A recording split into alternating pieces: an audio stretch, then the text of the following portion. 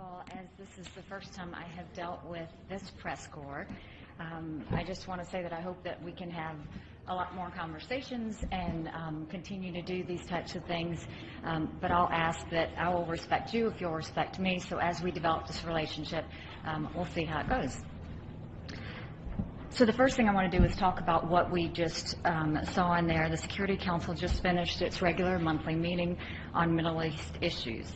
It's the first meeting like that that I've attended, and I have to say it was a bit strange. The Security Council is supposed to discuss how to maintain international peace and security. But at our meeting on the Middle East, the discussion was not about Hezbollah's illegal buildup of rockets in Lebanon. It was not about the money and weapons Iran provides to terrorists. It was not about how we defeat ISIS. It was not about how we hold Bashar al-Assad accountable for the slaughter of hundreds and thousands of civilians. No, instead the meeting focused on criticizing Israel, the one true democracy in the Middle East. I am new around here, but I understand that's how the Council has operated month after month for decades. I'm here to say the United States will not turn a blind eye to this anymore. I am here to underscore the ironclad support of the United States for Israel. I'm here to emphasize the United States is determined to stand up to the UN's anti-Israel bias.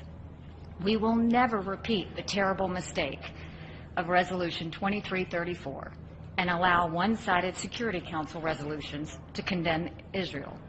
Instead, we will push for action on the real threats we face in the Middle East.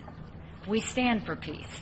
We support a solution to the Israeli-Palestinian conflict that is negotiated directly between the two parties, as President Trump reiterated in his meeting with Prime Minister Netanyahu yesterday.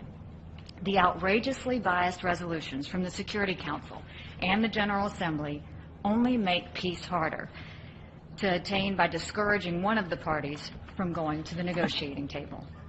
Incredibly, the UN Department of Political Affairs has an entire division devoted to Palestinian affairs. Imagine that. There is no division devoted to illegal missile launches from North Korea. There is no division devoted to the world's #1 state sponsor of terror, Iran. The prejudiced approach to Israeli-Palestinian issues does the peace process no favors, and it bears no relationship to the reality of the world around us. The double standards are breathtaking. Just a few days ago, the United States sought, unsuccessfully, to have the Security Council condemn a terrorist attack to Israel, where the terrorists opened fire on people waiting for a bus and then stabbed others. The Security Council would not hesitate to condemn an attack like that in any other country, but not for Israel. The statement was blocked, and that's downright shameful. Israel exists in a region where others call for its complete destruction, and in a world where anti-Semitism is on the rise.